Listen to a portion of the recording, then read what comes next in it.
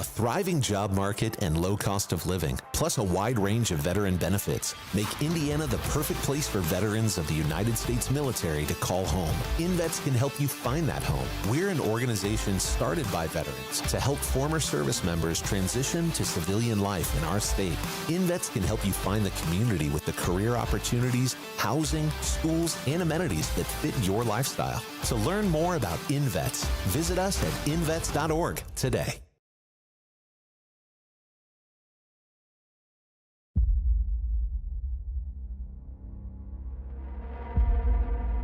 I hope you're ready. This is going to be exciting.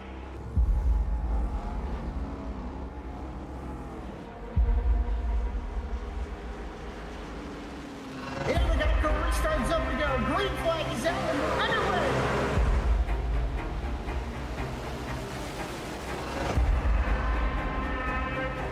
Just a few laps into this. Oh, the 37's getting loose. Oh, and he saves it. Oh, they're going 3 wide.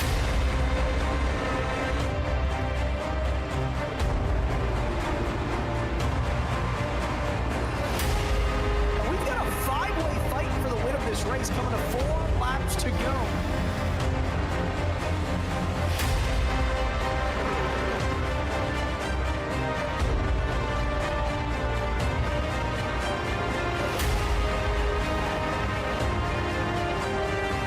He's gonna win it here in spectacular fashion.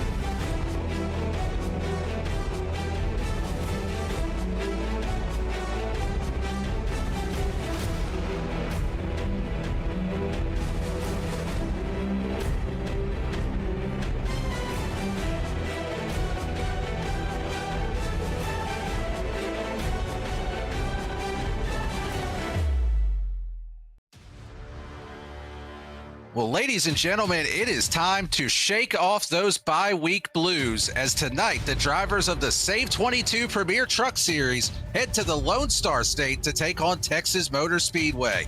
The last race in Kentucky saw some tempers flare, some contact among our top contenders. Will the off week give these drivers time to move on and cool off, or is it just going to add more fuel to the fire for this evening? We're going to bring you all the action live right here on V-Speed this evening and find out. My name's Daniel Cunningham. Thank you for tuning in. Alongside me, fresh out of the body shop this evening, doing co-commentary is Logan Threlkeld. Bradley Cooper running the production truck here this evening. Good to have you back, Logan. Hopefully you're doing well. How you feeling heading into this race tonight? Well, feeling like a 2x4, but ready to take on Texas Motor Speedway with these Truck Series drivers. What a great race we had here last season. Looking to repeat that here today. Of course, opened up August 3rd of 1996, just a little bit older than myself, down in Fort Worth, Texas. 1.5 mile intermediate track with a 20 to 24 degree of banking in the corners, a little bit of banking on the back straight. So it might pose some issues for some of the drivers coming off of turn 2, but the practice session was looking great. The qualifying session looked even better. Daniel, we've got a grid to get into and a Jam Printing and Promotions Pole Award to give away. We do indeed, and thanks for the reminder that I'm older than this Speedway, Logan. Appreciate that, but you are correct. We do indeed have that pole award to hand out, and since forming in 2013, JAM has contributed printing and promotional sponsorships to more than 60 local nonprofits with a primary focus on organizations that assist veterans, women, and children. They have been with Goat Locker Racing since the very beginning, local and veteran certified. When they do well, they do good in the community. And who more fitting to get that Jam Printing and Promotion Pole Award than the Jam Printing and Promotion truck, Patrick Drabick, the 07 starting on pole here this evening. To his outside on the front row, the 59 of MJ Johns. Really strong qualifying effort. He'll roll off in second. Starting in third will be Mark Whitley with Tyler Justice to his outside in fourth. Row number 3 will be Michael Kostick in fifth. Cody Anderson rolling off in the sixth position. In the seventh position will be Mike Browning, Jonathan Cofield in eighth. Rounding out your top 10 here this evening, the 20 of Jason Kristen and the 04 of Wesley Burke. Just outside of the top 10, rolling off in P11, the 25 of James Kaufman, next to the 65 of Samuel Yosef in P12. 13th will be the 15 of Jamie Barkas, next to the 99. Not so terrible of a start tonight, Brandon Wallace in 14th. 15th, Michael Jones in the 02, one of his better qualifying efforts of the season so far, rolling off next to the 71 of Daniel Parks in 16th. 17th belongs to Eldon Stewart in the number 1 machine, next to the 7 of Charles Abert. And last but not least, in the top 20, it's Matt Knights, the 64, rolling off next to the 85 of James Goshen. In the 21st position will be Chance Taylor with Thaddeus Friel Jr. in 22nd. 23rd, he was able to make it to the race this evening. Noah Hogard takes that position with Chuck Pegleg-Phelps in 24th. Rounding out the grid here this evening will be Jason Farrow in the 25th position and Michael Seymour in 26 to make up tonight's field. Going to be a good one that we've got firing off here this evening. Let's go ahead and take a quick look at our race analysis before we get going here as well. We've got 100 laps on the board for this evening, 45-mile-an-hour pit road speed, 4 sets of tires, 2 green-white checker attempts, and a fuel run going to be roughly 48 to 50 laps. So right about halfway for these drivers tonight. Could make for a little bit of interesting pit strategy as we get through the evening and how these drivers decide to play that fuel strategy. But it's been 2 weeks since we last saw these trucks on track. Mark Whitley has won the last 2 races starting on the inside of that second row. We'll see if he can make it the three-peat here this evening. But he's going to have a lot of challengers and a lot of fast drivers to beat to get there here tonight. Pace truck is off field heading into the extreme scoring restart zone. Green flag is in the air and we are underway at Texas. One thing I'm already seeing here, Daniel, look how dirty that track surface is. Once we get into some of these restart situations, that's going to pose a threat to tire spinning. Well, we all know my history with that. Yeah, I wasn't going to go there, Logan, but since you brought it up, yeah, that could make it a little bit difficult for these drivers. This looks like they had a little dust storm out there to start off the evening, but lap number 1 coming out of turns 3 and 4, Patrick Drabick, driver that started on pole, he will lead the first lap, but already putting on a ton of pressure is Mark Whitley in that 77, and Michael Kostick has worked his way up into the 3rd position. Making some moves all throughout the field. A couple drivers up some more spots. Wesley Burke, Samuel Yosef already gaining up into the top 10. Started just outside of the top 10. But making some moves back there in the midfield. Whitley and Kostick both able to gain some spots. Patrick Drabick, he's going to look to hold on to this position as long as he can. That clean air will be his best friend throughout this 100-lap event. It definitely will be a huge benefit with that clean air. This track is really similar to Kentucky that we were at right before the off week, just that both ends of the track are shaped so differently. Over here in 3 and 4, the drivers are going to be pretty much wide open early on in the run. They'll have to start lifting a little bit as they get into the tire wear a little bit. But Mark Whitley was taking the road less traveled there, had the left side tires down in the grass through the tri-oval. Over here in 1 and 2, it's a little bit flatter, a lot more sweeping turn. So drivers are going to be lifting over here on this end of the track. And Logan, I don't know if this is still the case here or not, but at one point in time, you used to be able to shift in 1 and 2 with the trucks and use that to help keep your momentum up and keep the truck wound up a little bit. Once you got some laps on the tires, we'll have to see if that comes into play here this evening as well. Yeah, you pretty well answered that question how I was going to. It all depends on how much of a run you can put on these tires. And right now we're seeing, maximum potential for what these Goodyear tires can handle. And they're just going to be flat out for the first 5 to 10 laps or so. You'll start to see a little bit of a lift from lap 10 to 15, maybe even a little bit further into around the lap 20 mark. But after that, we might see some of these drivers start to downshift, keeping that truck wound up exactly like you said. A little bit further back here, just inside the top 20, a battle right around that 02, the 99, the 158 of Noah Hogard, 3 wide coming out of turn 2. And it looked like Wallace might have got a little bit loose there on the bottom here early. It looks like Brandon Wallace struggling for grip a little bit early on here. He's down 5 positions from where he started, or could potentially be playing a little bit of fuel strategy game here. Brandon Wallace, one of our drivers that typically does have that webcam on, and tonight no exception to that. He's trying to figure out what that was he's got on his shirt there, but no luck on figuring one out tonight. Any guesses on that, Logan? I want to say it's Talk Nerdy to me. Okay, our producer Bradley Cooper is saying that's a Willy Wonka nerd is what that is on his shirt. So I think oh, well, there you go. That answers it. Brandon's agreeing. So, yeah, that answers that question for the evening. Glad we got that one sorted out. It's the hard-hitting questions here on lap number 8. Cody Anderson also gaining his spot back to where he started, working around the outside of Jonathan Cofield, the 58 down on the bottom. That neon yellow, silver, pink, all sorts of colors there for the 18 on the outside. But Cofield's going to get a good run through the tri-oval.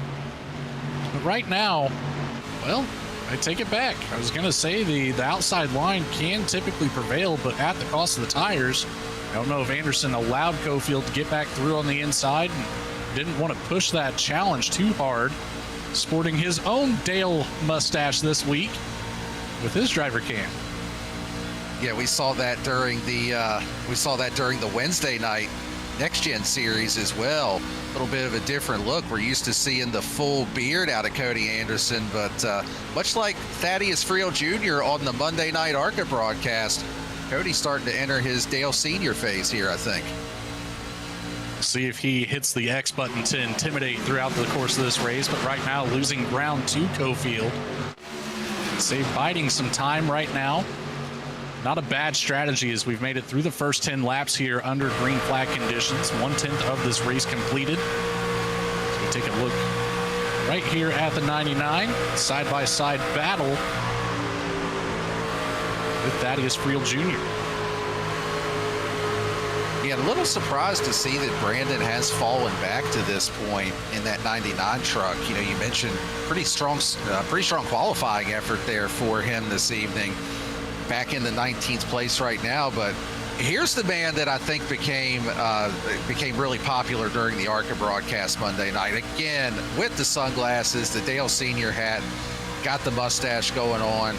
Thaddeus Friel Jr., the AM Division winner for the ARCA West Series on Monday night, and currently running in 20th, just kind of biding his time right now, still trying to get around that 99 of Brandon Wallace, and just riding along right now, just keeping the truck clean and logging some laps.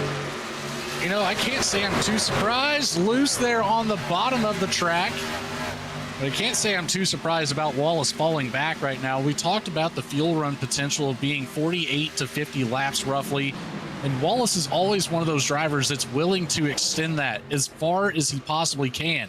He might be one of the few drivers that's thinking about making this just a one-stop race. We have a whole slurry of options for these drivers to come down early. Maybe they're feeling those tires go out a little bit faster than expected, or they just don't want to play that fuel-saving game like our leaders right now, who's currently, kind of getting reeled back in up towards the front. Patrick Drabick just 0.3 of a second ahead of Whitley, and it's about 0.5 of a second ahead of Kostick. Our top 10 pretty well single-filed out. I would even push that out to the top 15 right now. Yeah, everybody just kind of running single file like you had mentioned, but Jonathan Cofield in that 4th position in the 58 truck. he's the driver that's kind of been on the move here the last few laps. We've seen him make a few passes, saw him battling with Cody Anderson, was able to get around Tyler Justice, and now has closed right in on these leaders.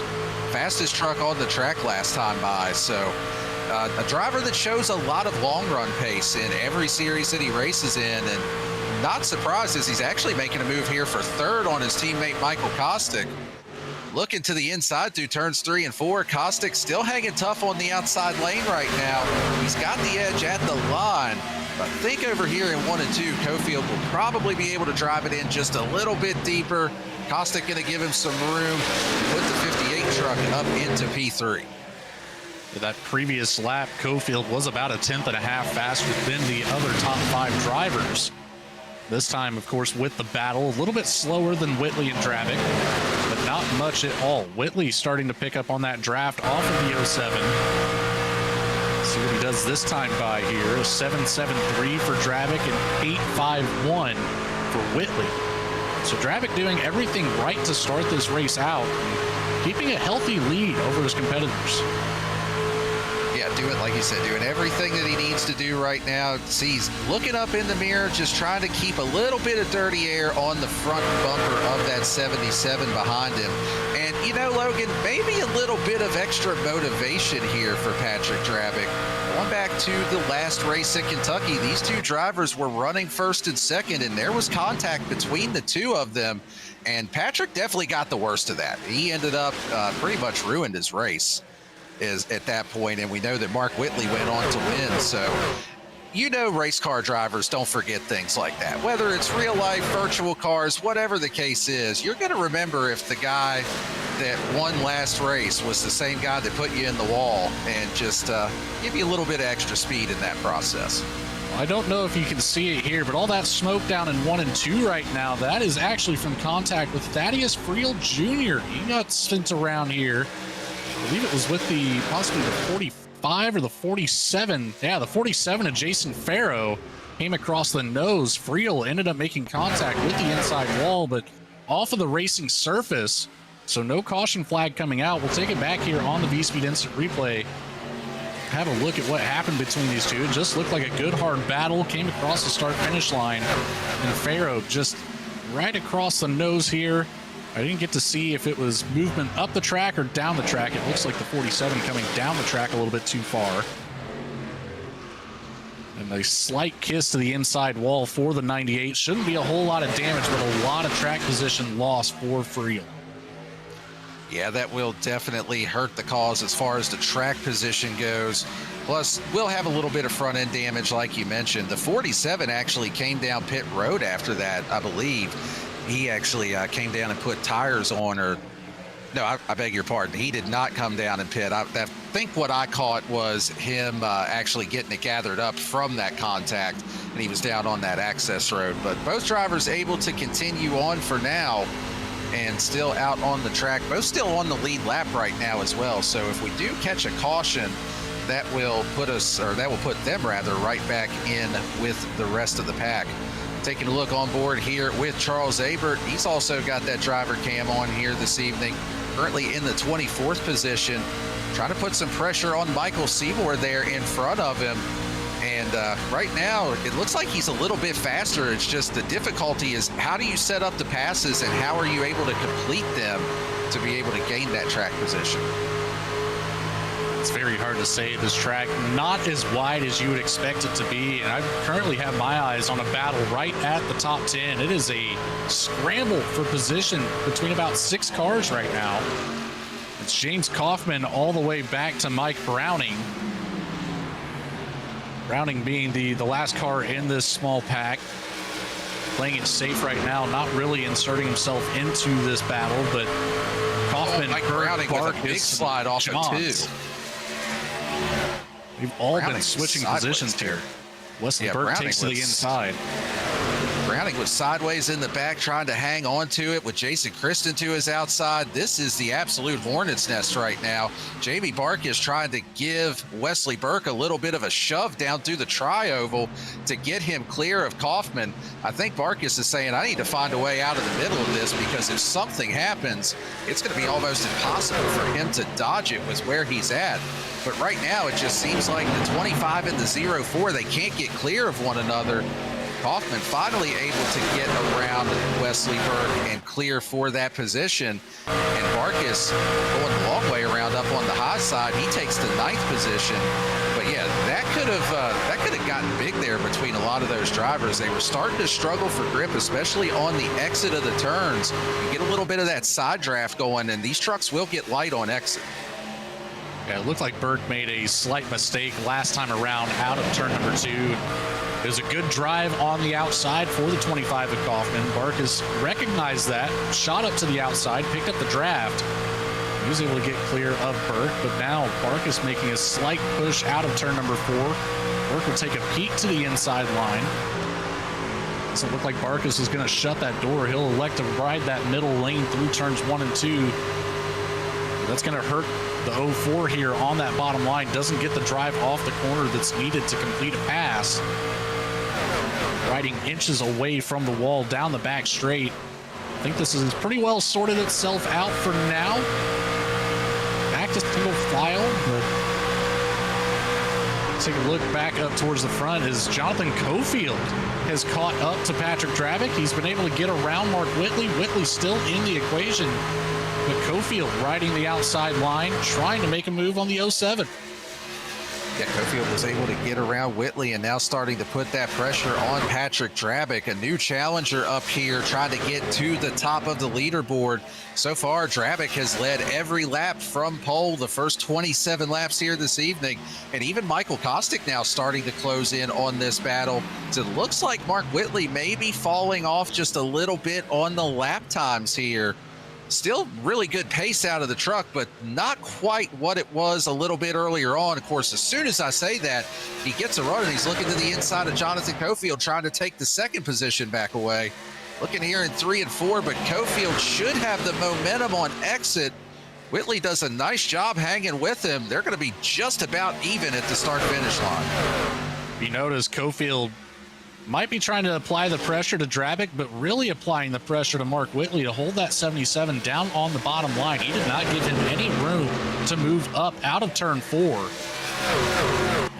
He made a little bit of contact coming out of turn 2 with the wall, but it wasn't enough to hinder his speed down the back straight, and he's going to be able to get clear of Whitley once more.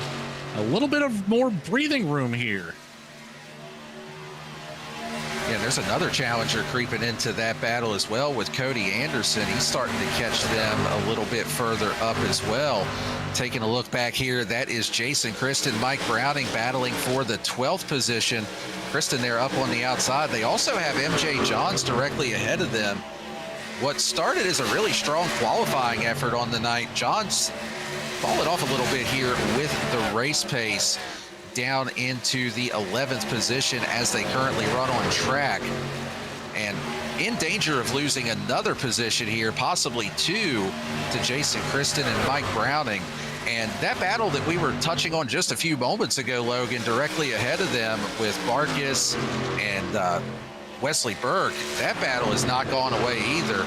There was actually contact just a few laps ago between Barkis and Burke.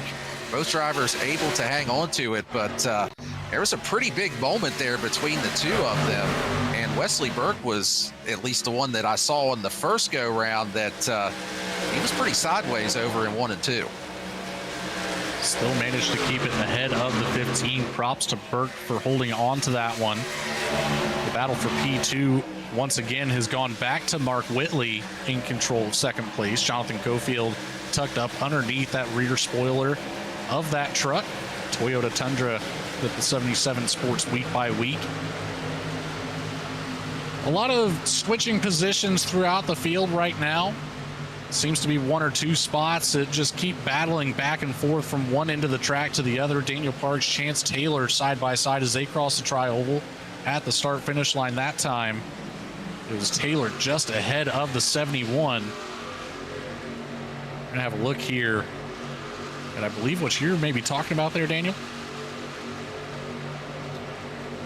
Yeah, that was a few laps back. But yeah, both drivers able to continue on, no damage for either of them or anything of that nature. But yeah, you hit it. Mark Whitley, he has worked his way back up into the second position. He's looking to the inside now of Patrick Drabick. Remember, these two had contact last week, going for the race lead and the race win. And right now, they are in the spot to possibly have the same thing happen again. Cofield gonna go with Mark Whitley, give him a little bit of a draft here, and that's gonna put Whitley up to P1. Cofield gonna try to follow through for the second position with Patrick Drabick on the outside. But first lead change of the evening, it'll go to Mark Whitley taking the #1 spot from Drabick. Cofield looks like he's going to be able to follow through as well for the second spot. Michael Kostick now right on the back bumper of Patrick Drabick as Drabick gets into the wall just a bit off of 2. Kostick right behind, ready to attack as well. Couldn't quite get to the inside for the turn 3 entry. He has good momentum in his corner right now. The 3 of Kostick backs it off coming out of turn 4, but looking to time up this run just right and attack the 07 and work his way into a podium spot here as we're getting closer and closer to the midpoint of this race.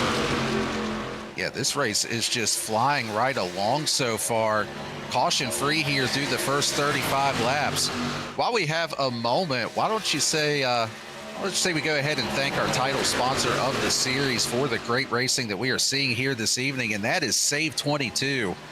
They are a 501c3 organization dedicated to preventing suicide among veterans, active duty personnel, and first responders. Their unwavering mission extends to 4 critical pillars: shield, assist, volunteer, educate. Save22.bet, and we certainly appreciate everything that they do here with Goat Locker and supporting the mission. Looks like Noah Hogard might have had some issues here.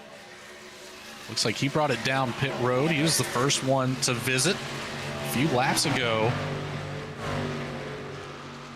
Taking a look back on my end, I don't see any issues for the 158. He might have just been iRacing deeming that he was a little bit slow on the entry on the exit of pit road while he was working back out on the track, but 158 looks unharmed. But our first taker down pit road very early from where we thought, so certainly on that 2-stop strategy.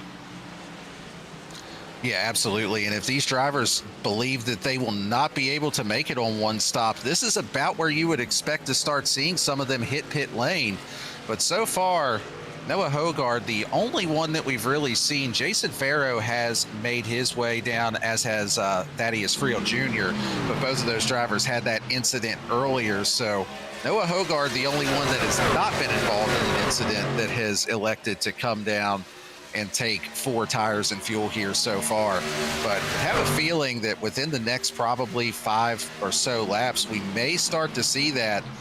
But, you know, if they're going to try to make it on 1 stop, at least from the numbers that I got from a couple of drivers, they're going to have to try to stretch it a little bit farther. Interestingly enough, Farrow in his pit stall for over a minute now. I don't recall seeing any damage on the 47. He certainly didn't touch the wall at all with the contact from Thaddeus Friel Jr. So I'm not entirely positive why he's still sitting in his stall. Check back on him momentarily, but back up at the front, Mark Whitley, Jonathan Cofield, Patrick Drabick still running 1, 2, 3. Kostick has since fallen off of that top 3 battle after he was so close to making a move on the 07. Tyler Justice, Cody Anderson, Samuel Yosef, Wesley Burke, Jamie Barkas, and James Kaufman make up the rest of your top 10 as we work to start lap 42 here. Very close to that pit cycle window. You have to wonder who will be next down pit road. Who's going to be willing to try the shake-up strategy? Will it pay off? Yeah, Yeah, and it'll be an interesting balancing act between how far do you need to stretch the fuel and are you able to do an undercut with the tires. Just looking at the lap times, they've fallen off by about a second and a half over where they originally started at here this evening. So tire wear is definitely part of the equation here this evening. But again, if you're needing to kind of stretch it out a little bit farther to make it on that one-stop strategy, it just kind of limits what you can do as far as trying the overcut. Just kind of recapping on what we talked about earlier, the 99 of Brandon Wallace, I think, would be one of them that you would certainly see trying to extend it over that lap 50 mark, going for that overcut. So we'll recap on that here in about 5-10 more laps, see where he's sitting at, if he's still on the racing surface, or if he does elect to come down with everybody ahead of him. But he's always willing to try that strategy. That's one thing I love about the 99. It works sometimes. A lot of the times it doesn't work in his favor. But the times that it does, you know, you can always pretty well count on Wallace finishing in the top 5. Yeah, absolutely. We've seen him pull some really impressive finishes with pulling that strategy, and he knows how to work that to his advantage. Take a look here. Chuck Pegleg Phelps giving us the front row seat to the gun show here this evening. Always got the webcam on in all of these series. Got the sleeveless shirt going. Currently running in 21st position, but just doing a nice job keeping the truck clean so far. Just kind of a very Chuck Phelps kind of race. Just go out there, log some laps, try to pick up spots wherever you can, and keep the truck in one piece. It is Texas after all, Daniel.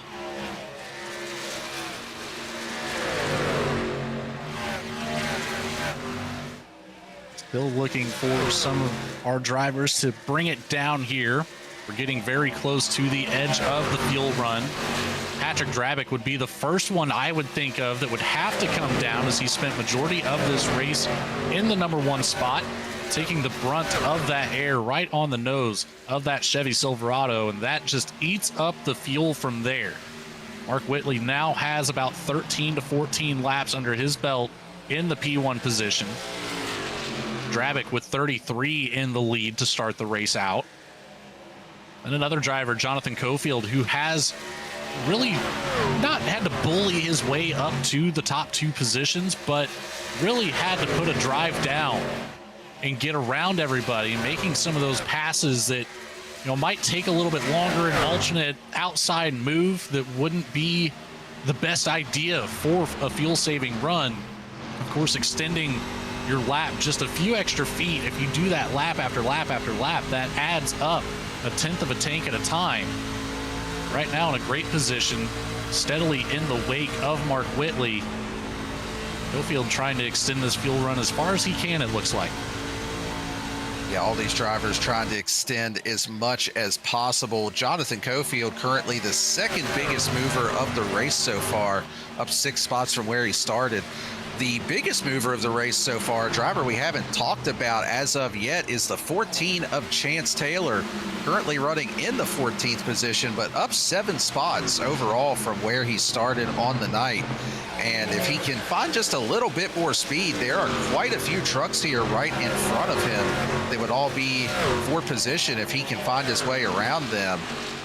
And that's kind of where that hornet's nest has been that we've touched on a few times throughout the evening. But looking up here in the top 5, Patrick Drabick's pace has started to fall off just a little bit. Not sure if it's maybe tire wear or if it's a product of trying to fuel save a little bit here. But Tyler Justice has now caught him. And green flag pit stops are starting. James Kaufman and Goshen are both on pit road, and James Kaufman actually showing a black flag penalty, too fast entering the pits for the 25. So a driver that was having a really solid run up there in the top 10, but that is going to make it difficult for him as Mark Whitley and Patrick Drabick are starting to make their way down pit road as well. Jonathan Cofield elects to stay out, as well as Michael Kostick, Tyler Justice, Cody Anderson, Sammy Guyosa. We may see Oh, wow. I thought we were getting ready to see a caution. The 75 of Chuck Phelps was completely sideways in the middle of the track. And somehow iRacing did not throw a caution for that. I'm at a loss on that one. I thought for sure that was getting ready to bring out a yellow.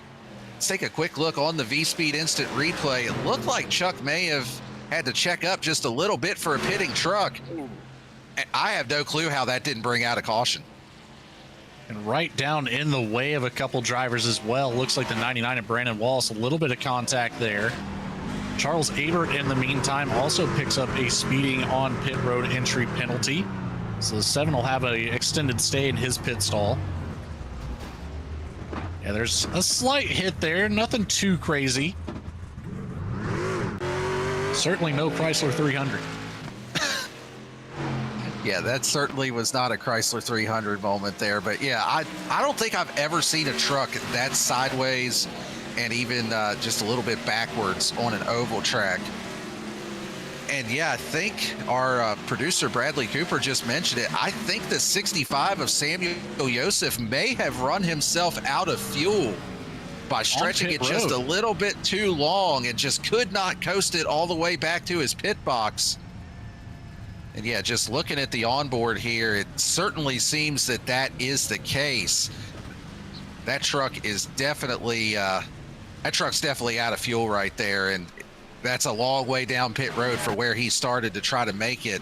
So not going to be able to continue on. But look at the name up at the top of the leaderboard, Logan. We talked about Noah Hogard on that different pitch strategy.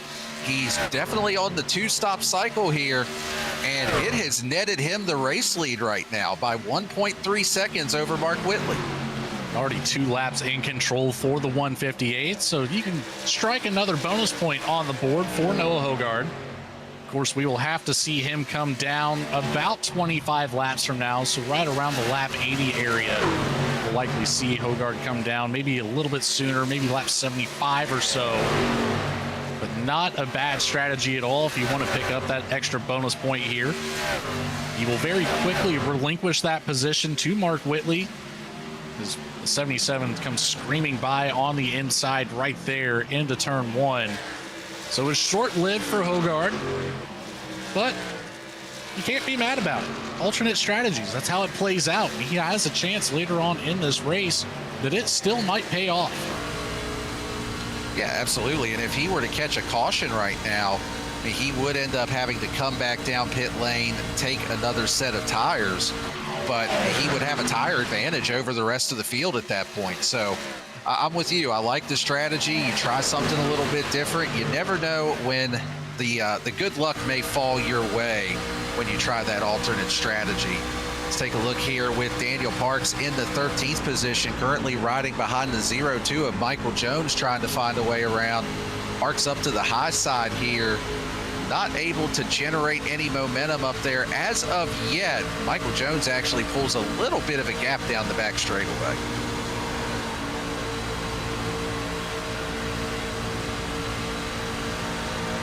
Goshen goes right through the inside here of Daniel Parks, but strangely enough, no, James Goshen does have a small advantage, a 3-lap advantage on the tires, so that move does seem kind of on par there, in my opinion. The 3-lap advantage, you know, you don't want to push the issue too much if you're the driver of the 71.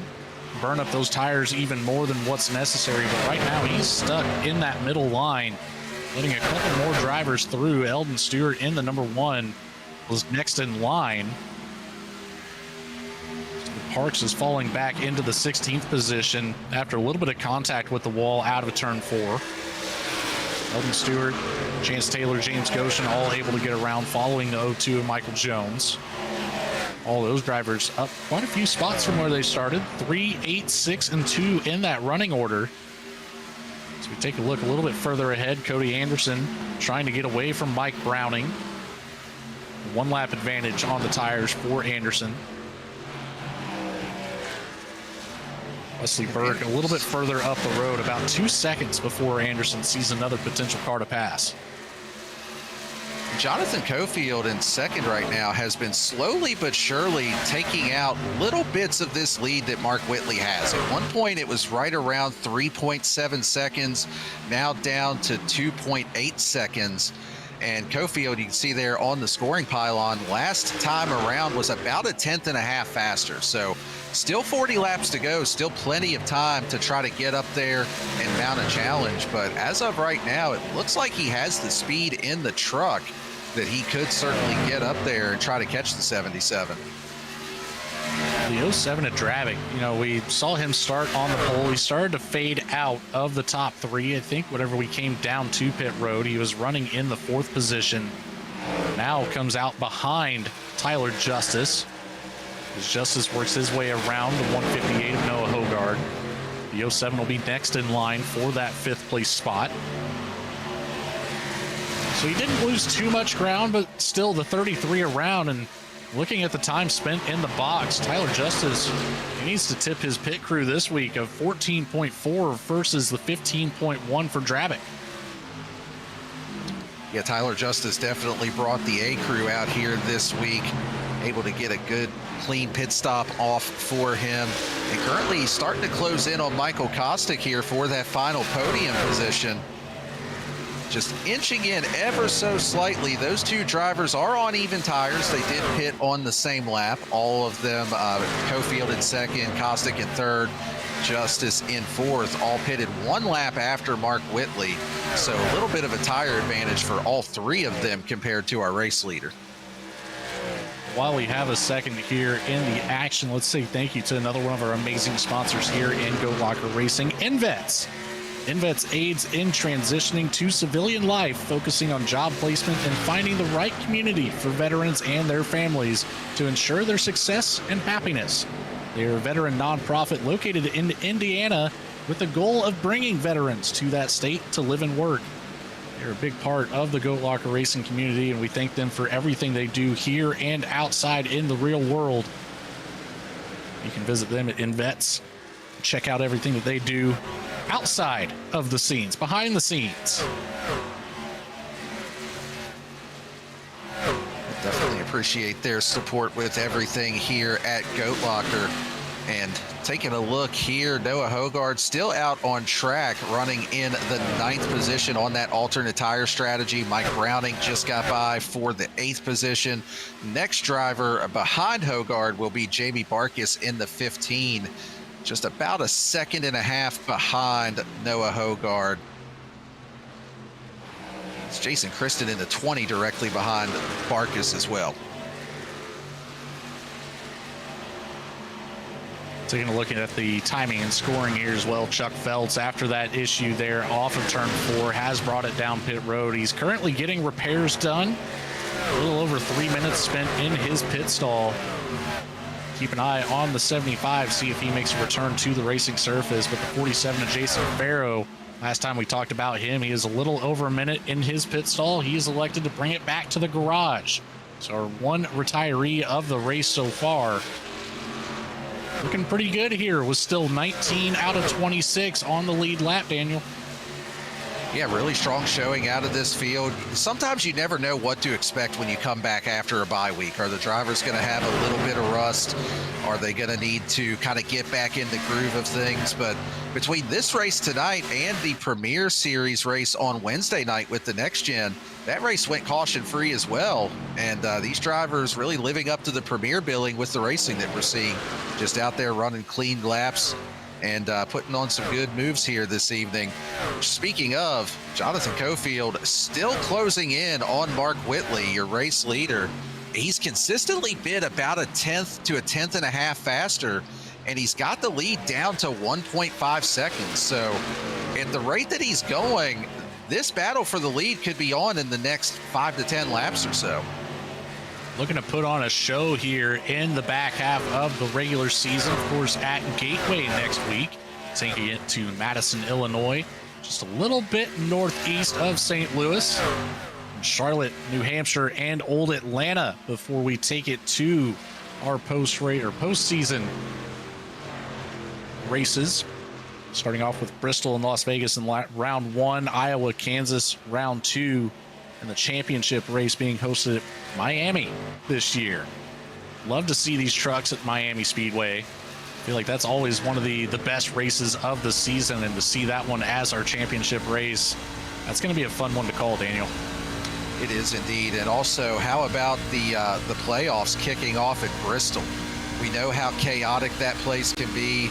You can click off a lot of laps and not a lot of time if it does end up going green.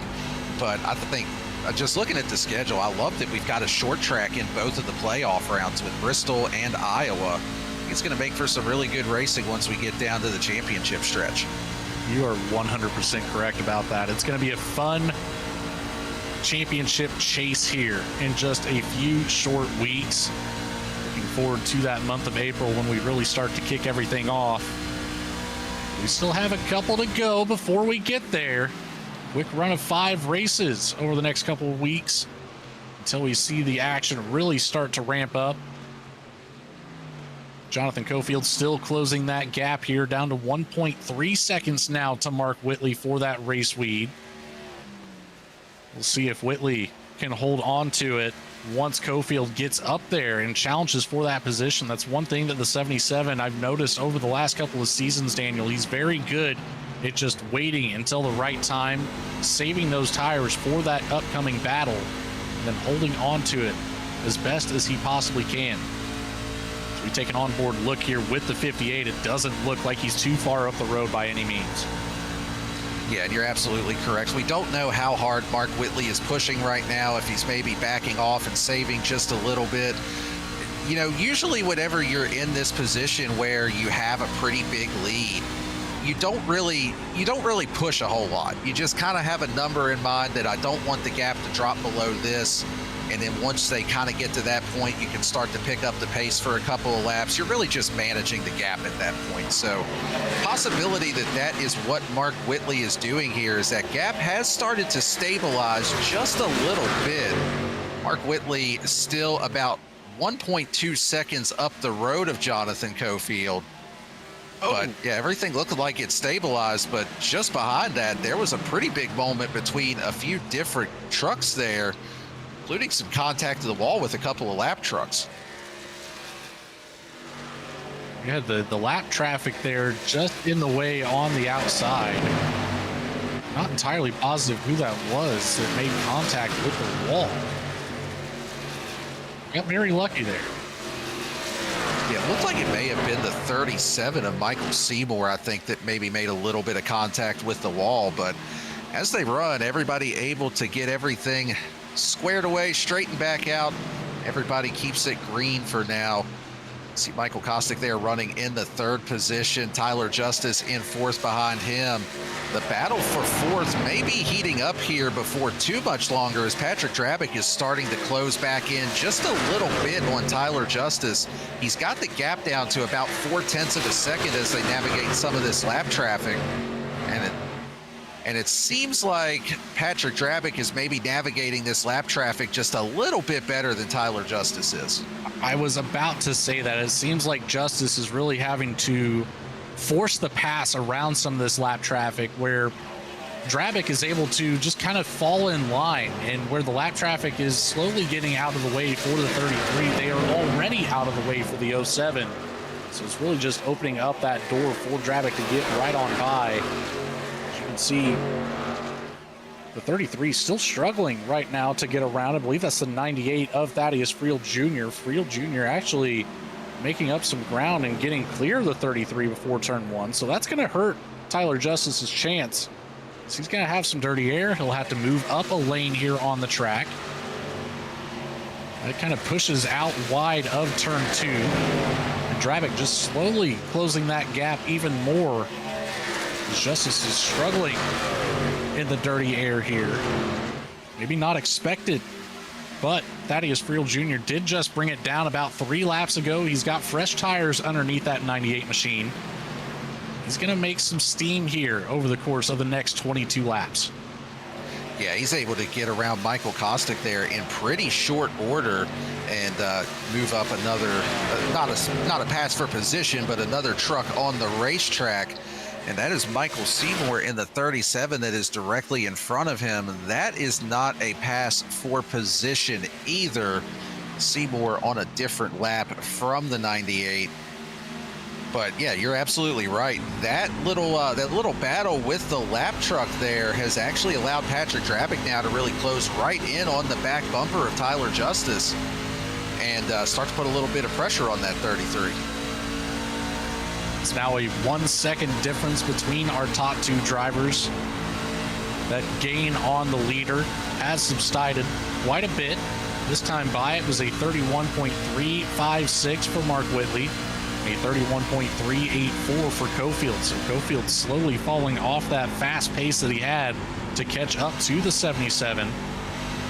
It's going to take a little bit more now for Cofield to really be able to challenge for that number one spot at the end of this race. Yeah, definitely going to have his work cut out for him, but still has time to try to find a little bit more speed to get up there and challenge for that race lead.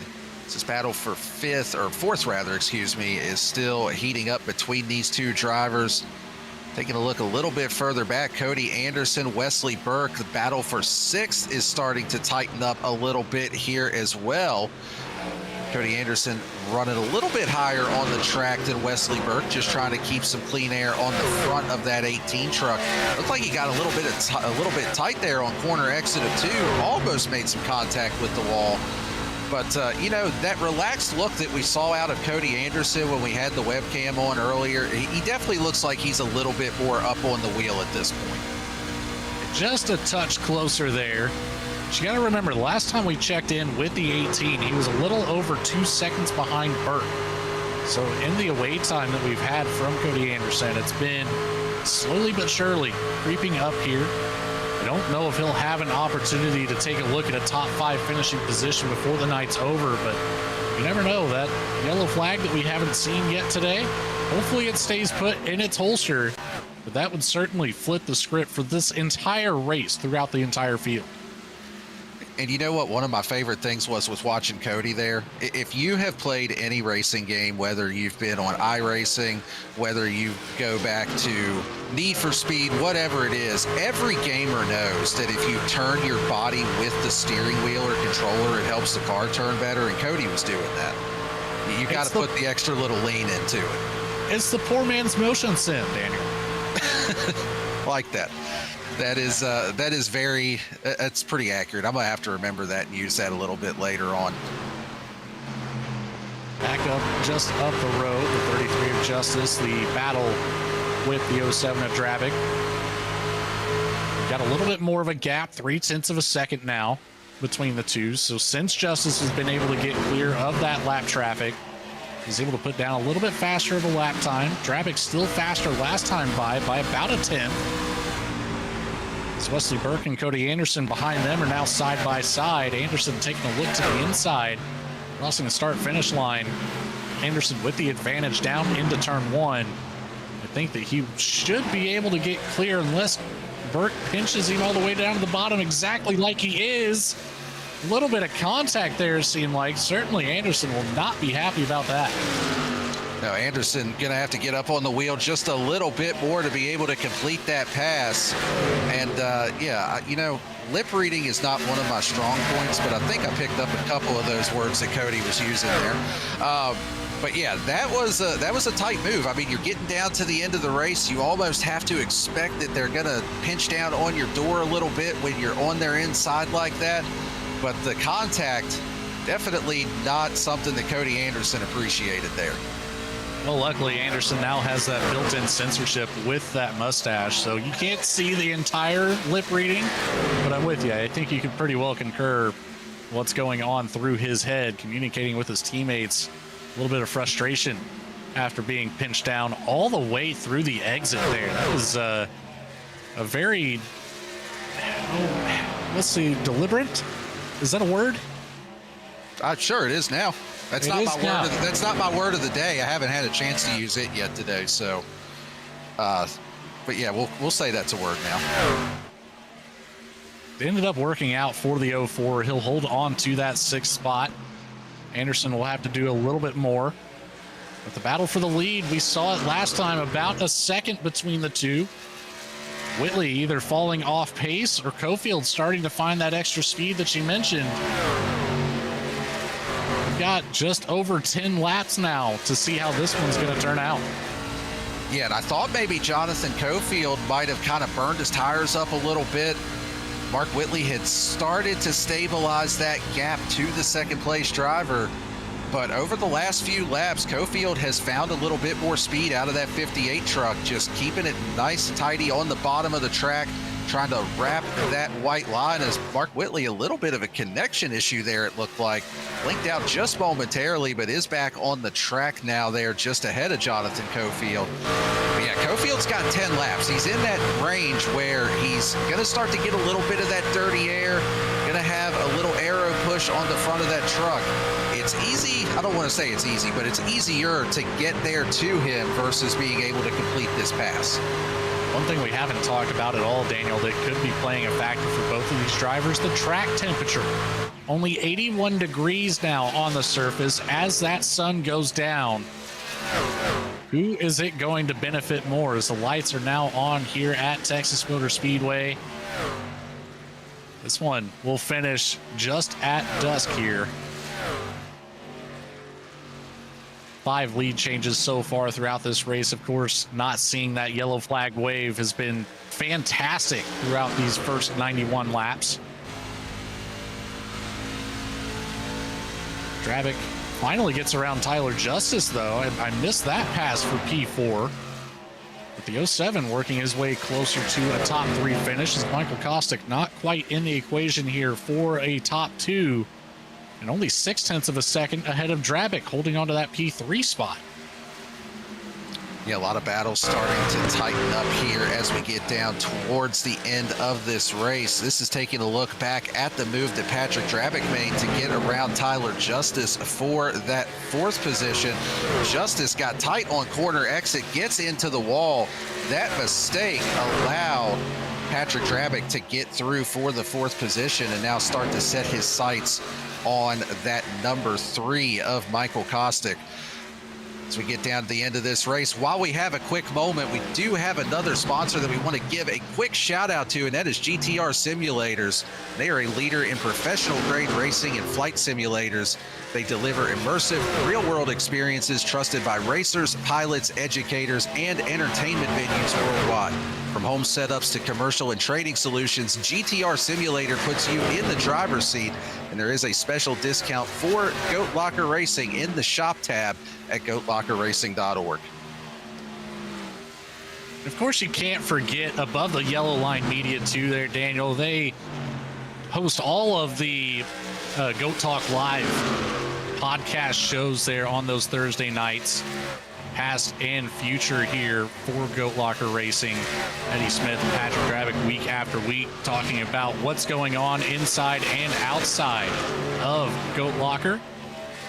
You get all the info first there before it really gets out to the public. So if you haven't tuned into any of those Goat Talk Live podcasts, you certainly should, coming up typically every Thursday. I know we didn't have one last night, but I think both Eddie and Patrick may be a little bit busy there with some of that stuff behind the scenes that they might touch on next week. Yeah, usually get a little bit of an inside look into what's going on with all things Goat Locker there on Goat Talk Live.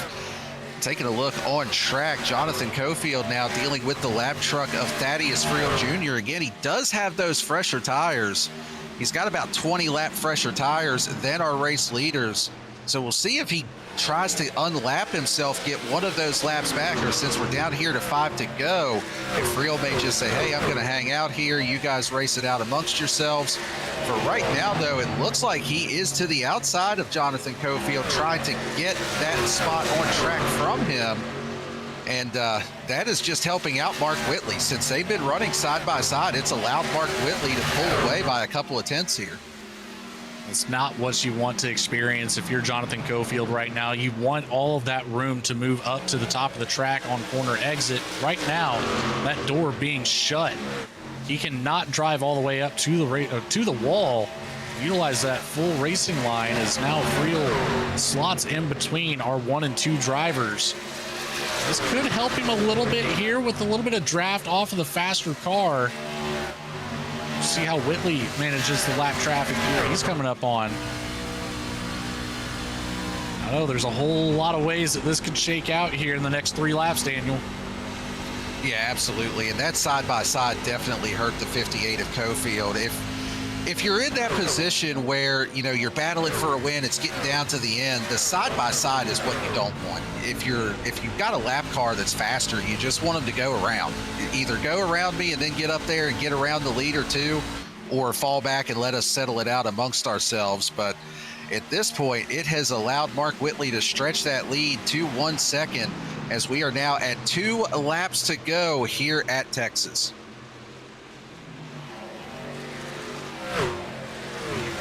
Holding on to his spot here. It's just kind of putting that dirty air on the nose of the 58. The 77 seemingly holding on to his spot here, not losing too much ground, but side-by-side battle in front of him, as this time by will be the white flag out, presented by Glove Station.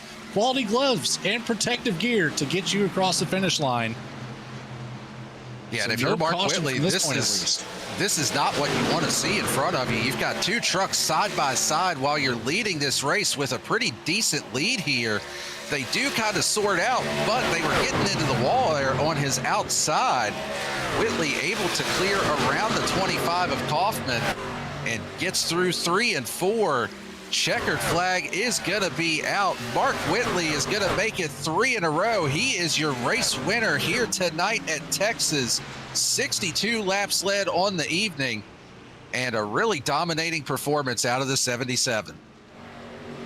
Once he got around the 07 and Drabick, he never looked back. The only other laps that he did not lead was throughout the pit cycle. So a fantastic run once again coming from Mark Whitley, picking up yet another win on this season. Starting to pick up that steam, getting closer to the postseason. We saw how vital that can be in other series here. Of course, most importantly on the night, a completely caution-free contest. With only those 5 lead changes, 100 laps on the board have been completed. Yeah, really awesome job by the field, going green the entirety of the race here this evening. Mark Whitley coming home with the win, burning it down on the front straightaway here at Texas Motor Speedway. While he's celebrating, we're going to go ahead and take a quick commercial break here, but we will be back to get a word with our top 3 finishers right after this message.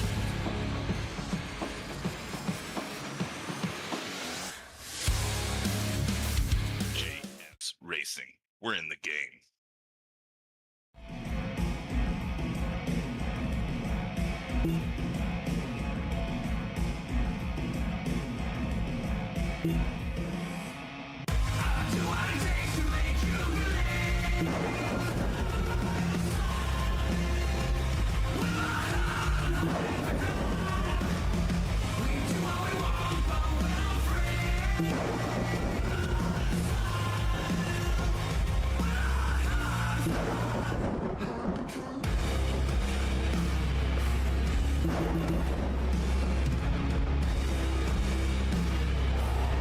Gentlemen, start your engine!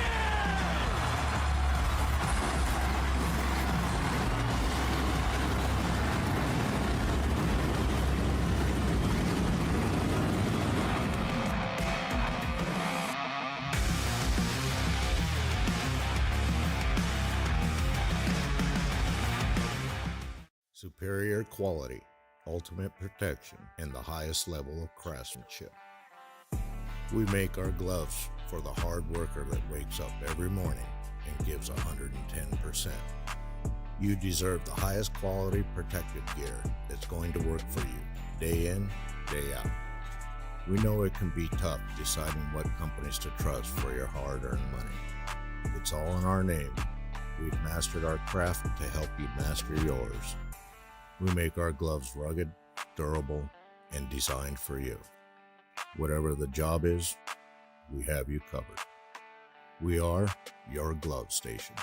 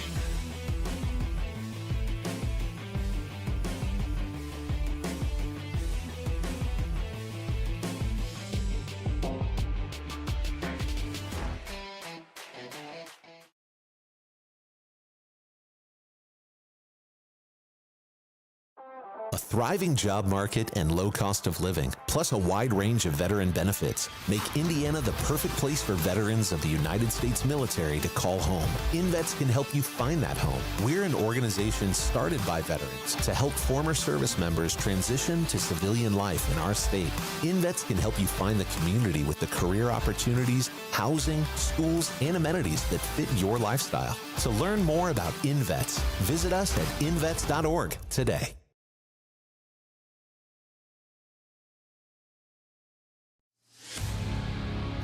Well, welcome back to Texas Motor Speedway. We just saw Mark Whitley with another dominating win here on the season. We'll go ahead and take a quick look at our full race rundown so you can see where your favorite driver finished here this evening, with Mark Whitley leading the most laps here on the evening and coming home with that win. Jonathan Cofield comes home in second. Michael Kostick in third. We'll hear from the three of them in just a few moments. Patrick Drabick comes home in the fourth position. Tyler Justice rounds out your top five. Wesley Burke in sixth. Cody Anderson in seventh. Mike Browning, solid run for him this evening, comes home in eighth.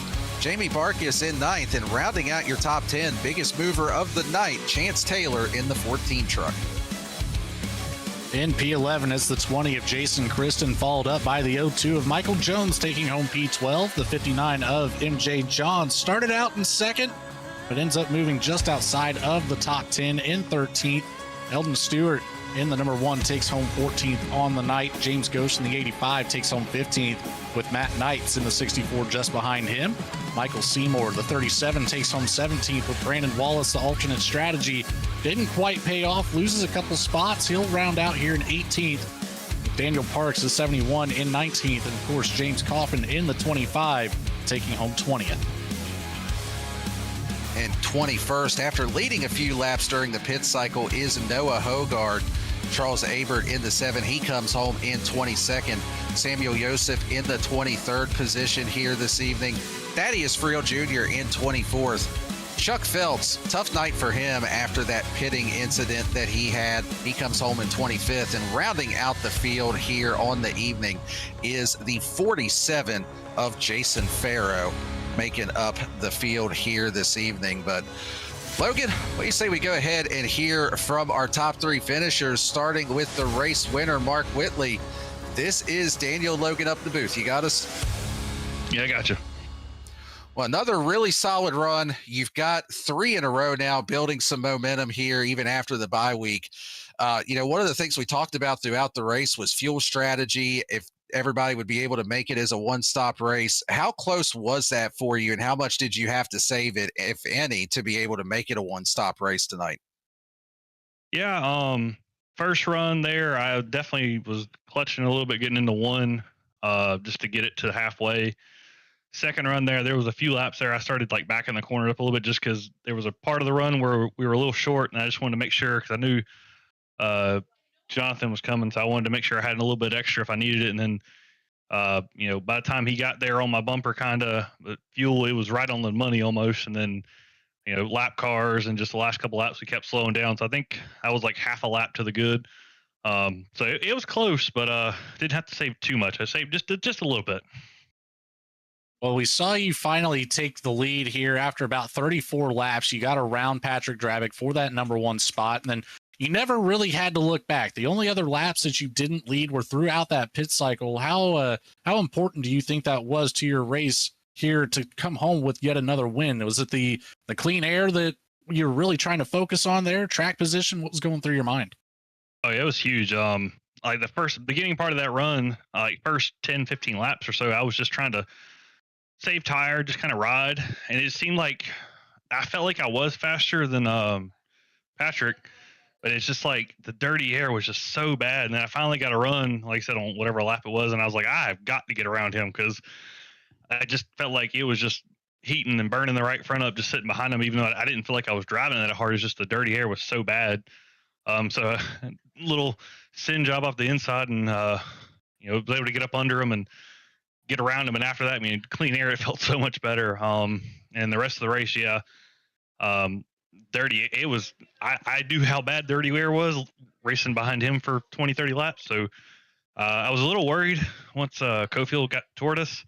I mean, he had that 1 lap fresher tires, and sometimes this tire model, 1 lap will make a stupid amount of difference, but it seemed like he kind of slowed it down a little bit the closer he got. And then once he got to us, I started, every aero blocking, dirty air trick I knew. I was trying to keep it where he could get the fresh air, because I knew if he could get there, it would be a lot harder battle. And we got some lap traffic there that kind of split us up a little bit, and I was able to kind of cruise on the last lap and a half or so. But that clean air is king, especially here. Well, before we hand it back off to Daniel, I'm curious. I didn't quite see it, but in terms of any contact, but you were very, very close on that pass with Dravik. Did you get into that left rear at all to move him up the track? I just he left the door open. I filled it. I don't think we made any contact. I didn't get any exits or anything, so a little bit less eventful than last week. Thankfully, we both were able to come out on the other side without any damage. I think I just caught him off guard when I dove it up under there, and it kind of just startled him a little bit. I don't think, at least on my end, I didn't see any contact, and I think him just being up there in that top groove, it just, it's a little dirty up there, so he just, lost a little ground, and I think we both have respect for each other. And last week was just a weird circumstances all around. So, this time it was just good, hard racing between the two of us.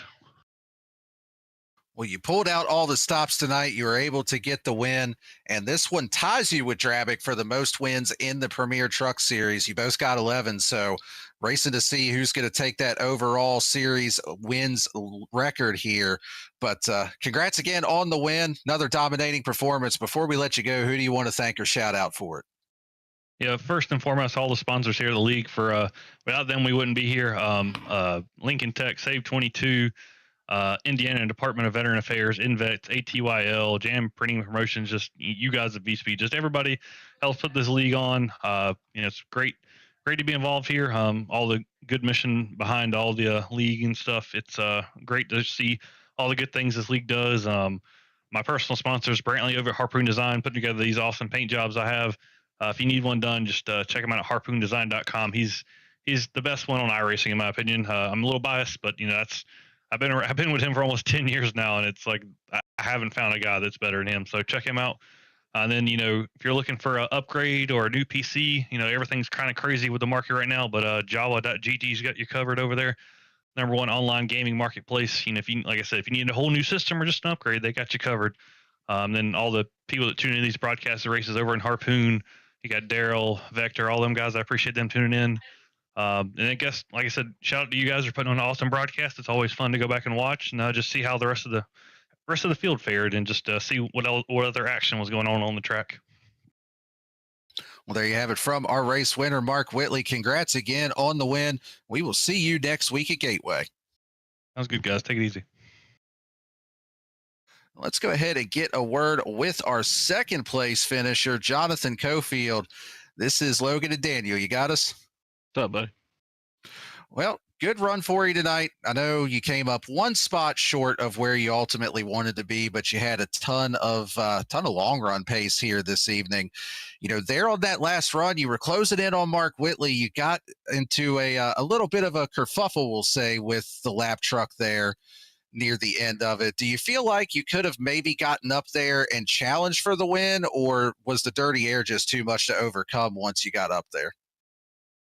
Well, once I got down to about 3/10, it was kind of hard to get on him. He was getting real good in 1 and 2, and 3 and 4 is where I was making my time back up. But But yeah, once all the lap trucks got up there, 2 laps down, trying to get a lap back with 5 to go makes 0 sense. I don't know what they were doing there, but yeah, good run. Didn't have a qualifying effort I wanted. Forgot I had to update the track before I come in here, so I only got like 10 minutes practice, but I'll take it. Well, on the flip side of this race, Jonathan, you had a great drive up through the field. You started P8. You even got a lap lead, so there's a bonus point in the category for you. But how was that drive up from, not quite the middle of the field, but the back half of the top 10? You had a lot of work to do to put yourself in this position for a podium finish. Yeah, I was just taking my time. I think a couple of guys were saving fuel that whole first run because the fuel was really tight.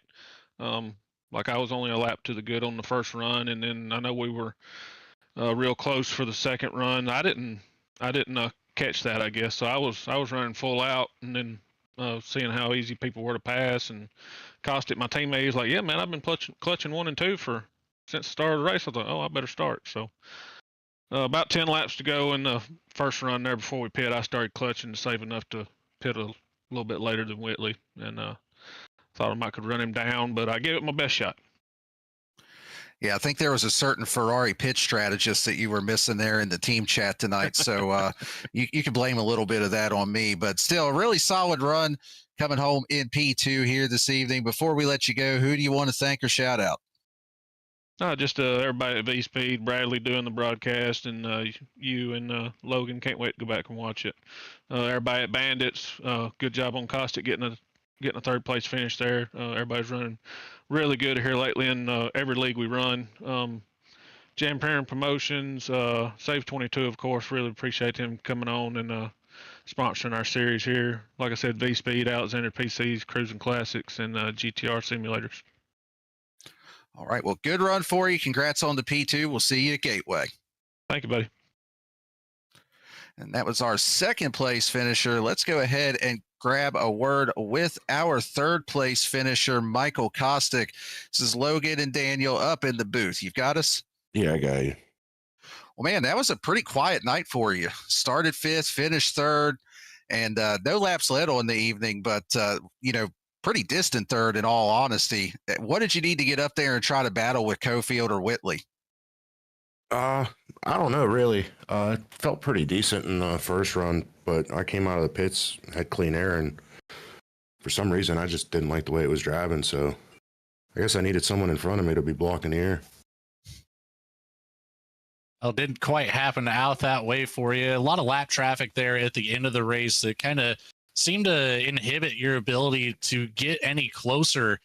But overall, not a bad race by any means. Started 5th. You gained 2 positions for a podium finish. You can't be unhappy with that. How are you feeling working closer here? We're in the back half of the schedule, getting closer to those postseason races. Is the confidence getting higher and higher as we get closer? Not really. I mean, I just kind of come out to have fun. I don't even really know what tracks we're going to next. I know next week's Gateway, so not really looking forward to that one, but yeah, I just kind of go out and have fun, see whatever happens.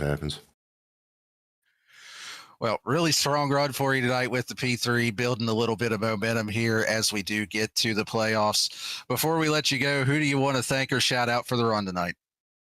Yeah, thank you guys for doing the broadcast, iRacing, all the admins for Goat Locker, MK Fire Design, SimMotion, Harpoon Designs, Zach Graphics, SAVE22, all my teammates at Bandits, and everybody who helps this league run. All right. Well, congrats again. And, I know you said you ain't looking forward to next week, so maybe we'll see you there at Gateway. And if you do, good luck there. All right, man. Thanks. Well, there you have it from our top 3 finishers. Logan, really clean race overall tonight, but still came down to a really close finish between our top 2 drivers. Yeah, fantastic race. You can never complain when the Premier Series go 2-0 for caution-free races throughout a week. A big shout out to all the drivers from Wednesday night and, of course, tonight. And we talked about earlier, the comparison between Texas and Kentucky being so different from one end of the track to the other. You want to talk about a track that's different? Let's take a look at Gateway. This place is just unreal whenever you think about how different turns 1 and 2 and 3 and 4 are. It's going to be a very interesting race. I understand why some of these drivers aren't looking forward to it, but I tell you what, it should put on one heck of a show next week. Yeah, we've seen some really good races there at Gateway within Goat Locker. It's one of those tracks, like you said, I understand why drivers don't like it, but for whatever reason, it always seems like it puts on a good show, at least from where we sit at up here in the broadcast booth. And we will be there next week for race number 7 of the SAVE22 Premier Truck Series. But that is going to do it for our coverage here this evening. So on behalf of Patrick Drabick, Jamie Barkus, and everyone at Goat Locker, for everybody at V-Speed, Adam Baker, Bradley Cooper up here running the production truck, Morgan Cook, Eddie Smith, and of course, thank you for jumping out of the body shop and getting back up here in the booth with us, Logan. Appreciate you jumping up in here tonight. And also, thank you to Dougie Beard for those cameras as always. My name's Daniel Cunningham saying thank you for tuning in. Enjoy the weekend, and we will see you next week at Gateway.